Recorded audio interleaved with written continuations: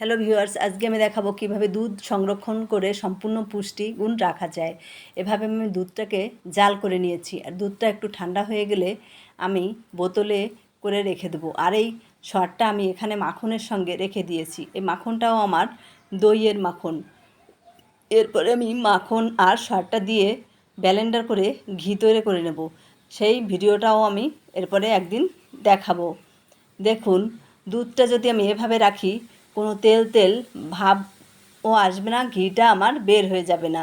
দুধটা সম্পূর্ণরূপে ফ্যাটমুক্ত, পুষ্টিগুণে ভরা থাকবে। এভাবে আমি বোতলে করে সমস্ত দুধটুকু রেখে দিয়েছি। আমি প্রায় 5.5 কেজি দুধ নিয়েছি।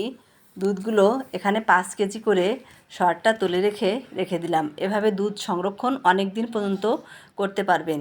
ভালো থাকবেন সকলে। এভাবে দুধটা সংরক্ষণ করে দেখুন, দুধটা সম্পূর্ণ ভালো থাকবে।